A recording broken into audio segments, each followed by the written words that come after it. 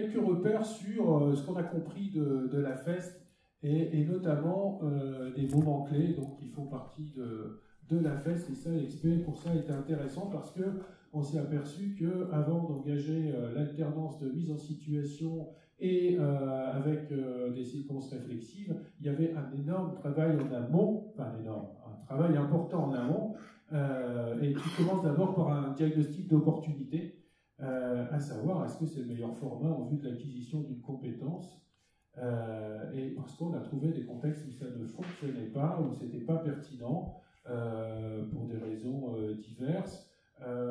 Par exemple, si vous avez une compétence à développer mais qui est accessible très facilement sur le marché de la formation, les coûts d'ingénierie et d'individualisation ne rendent pas l'affaire économiquement viable. Ensuite, vous pouvez avoir des contextes où la question de la sécurité ne permet pas d'adapter des situations de travail à des fins informatives. De ce fait, voilà, c'est un élément de blocage pour la sécurité de l'apprenant. Et puis des questions de coût aussi, quand le droit à l'erreur n'est pas possible parce que l'erreur coûte trop cher à l'entreprise. À ce moment-là, vous avez cette impossibilité, là encore, de mettre un apprenant dans de certaines situations. Donc voilà, on a repéré, vous verrez dans l'étude, hein, tout ça est vraiment avec des exemples et listés, donc je ne vais pas vous faire l'entièreté de l'étude, mais il y a des contextes où l'opportunité n'est pas la bonne. Voilà. Ensuite, il y a une histoire de faisabilité, et c'est là où il faut aller, notamment un travail en amont qui est très long, qui est plus long que ce qu'on le croit, à savoir l'engagement volontaire actif du dirigeant, mais aussi du collectif, des formateurs, donc l'ensemble des acteurs de l'entreprise qui vont être confrontés à l'introduction de séquences formatives de mise en situation sont concernés potentiellement par donc la FEST. Et ce temps-là de rencontre, d'information des acteurs de l'entreprise et de mobilisation des acteurs de l'entreprise est un moment important. Quand une pièce arrive et qu'elle devient un objet d'apprentissage intéressant, il faut pouvoir, de manière souple et rapide, dans l'entreprise, se dire « Ah, ce temps-là, c'est un temps qu'il faut utiliser pour l'apprentissage ou le parcours de un tel et un tel. » Et à ce moment-là, pouvoir être souple et transformer cette séquence et l'utiliser en séquence d'apprentissage. Voilà. Et donc, il faut pour cela que l'entreprise y voit de l'intérêt, que le responsable d'atelier, etc., ait le réflexe de dégager des moyens et l'autorisation aussi de le faire. Vous voyez que toute la ligne, du coup, devient impactée par l'introduction de situations d'apprentissage dans une logique d'un process de production. Du coup, ce travail-là, il faut un peu de temps pour informer les gens, les convaincre. Voilà. Ça, ce temps-là, il existe, il est important. Le choix des professionnels à devenir les formateurs à FEST, c'est pas là où je pense qu'on a découvert le plus de choses. Hein. On retrouve toujours cette idée d'aller chercher des personnes qui ont une expertise métier, mais aussi une capacité à se questionner sur les pratiques et avoir une approche pédagogique en tout cas souple et qui puisse être équipée justement pour animer ces séquences-là, notamment les mises en situation et parfois les séquences réflexives. Sur la majorité des expérimentations, c'est plutôt le consultant extérieur ou le formateur extérieur, l'OF, qui a mené les séquences réflexives, mais par contre, sur la mise en situation d'apprentissage, c'est plutôt les acteurs internes de l'entreprise qui ont permis, introduit la mise en situation, discuter voilà, qu'est-ce qu'il faut savoir, quels sont les objectifs, et puis voilà, qui ont organisé l'introduction de la formation dans le programme de production. L'analyse du besoin, des compétences à acquérir, bien sûr, puisqu'il faut les définir en amont, mais surtout, le point clé de l'affaire de la FEST, un des points clés, c'est l'analyse de l'activité, le repérage des situations de travail sur lesquelles va s'appuyer la formation.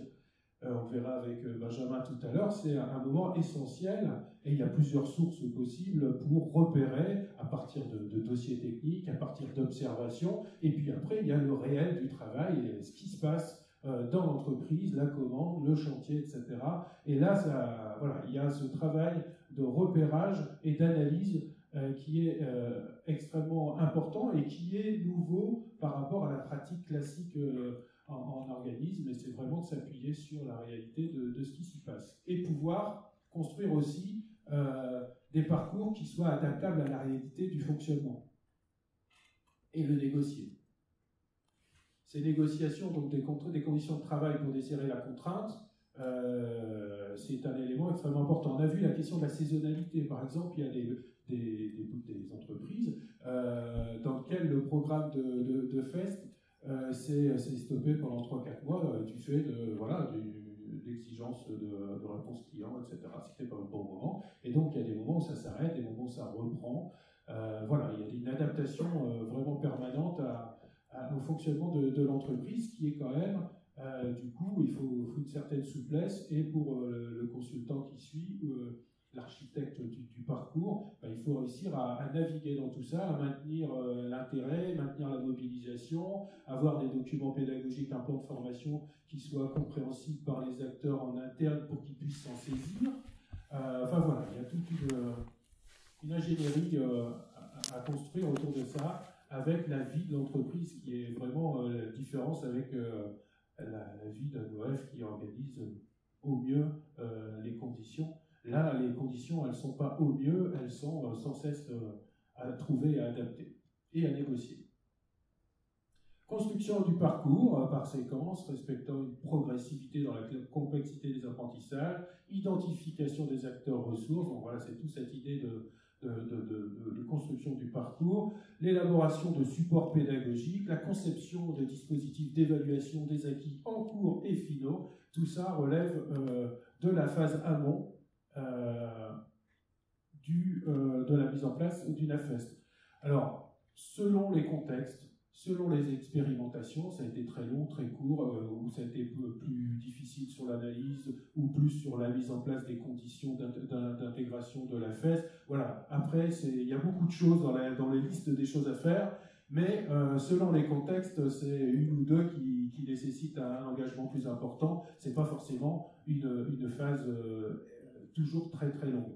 Si vous avez des contextes où l'apprentissage est développé, ça ira traditionnellement, ça ira beaucoup plus rapidement que dans un contexte, on va dire, neuf, ou aussi dans un contexte où tout le monde n'est pas vraiment convaincu par l'intérêt de cette affaire. C'est-à-dire que ça peut être un formateur-tuteur très passionné par les questions d'apprentissage, mais si au niveau du management, il n'y a pas de reconnaissance de l'intérêt et que la logique économique prévaut, à ce moment-là, vous avez une difficulté de réalisation.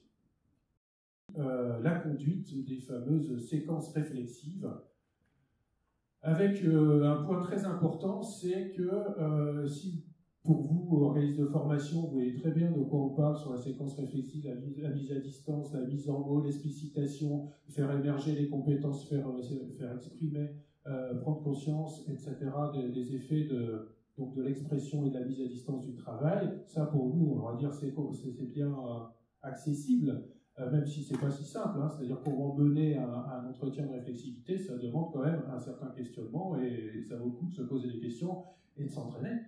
C'est une compétence à développer, mais pour autant on comprend.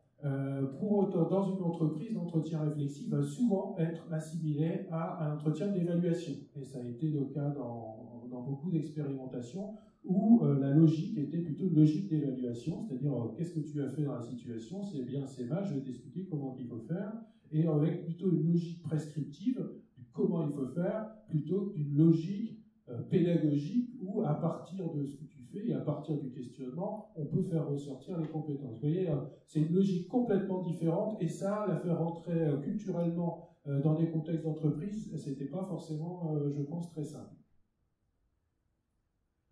Et puis, il faut, non seulement culturellement, et puis après en discuter avec Benjamin, ça veut dire qu'il faut y trouver, donc il faut que l'entreprise comprenne à quoi ça sert, et qu'elle puisse aussi y mettre du temps, parce que par définition, et par le décret, les temps réflexifs sont distincts des temps de mise en situation, c'est mise à distance de l'expérience. Et donc il faut trouver des temps et négocier des temps dans l'organisation de travail sur ces temps réflexifs. Et les outiller pour que les acteurs de l'entreprise puissent progressivement s'en emparer. Vous voyez, donc autour de cet objet des séquences réflexives, il y a un bel objet de travail, de partage pour nous. Alors, les conditions de réussite, animées par une figure tiers, structurées par des situations concrètes de travail dont on a gardé des traces. La question des traces, on a beaucoup discuté des traces et des preuves dans l'expérimentation. Alors les traces, elles pouvaient être des photos, elles pouvaient être des vidéos, elles pouvaient être des récits, elles pouvaient être des comptes rendus techniques de prod, de tout relevé issu de la situation de travail. L'important étant, à partir de là, de dérouler comment qu'on a fait, et quel choix on fait, pourquoi, comment, etc. Essayer de défiler le raisonnement et en tout cas l'interroger pour justement de comprendre quels sont les indicateurs de la situation qu'il a combiné pour prendre sa décision, et puis lui dire mais si tu prends tel autre indicateur, qu'est-ce que ça peut changer, comment tu comprends ces liens entre ces éléments de la situation de travail. Voilà, c'est toute l'animation pour arriver à une espèce de modélisation de la situation qui lui permettra de répondre concrètement à toute autre situation nouvelle. Donc voilà, c'est vraiment l'esprit de la séquence réflexive.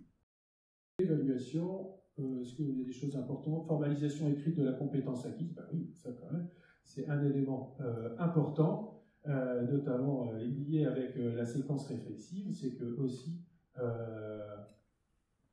les compétences acquises sont mises en mots par l'apprenant lui-même, et c'est un élément aussi intéressant du côté de la certification, bien sûr, mais aussi du côté de l'employabilité, des effets en matière d'estime de soi.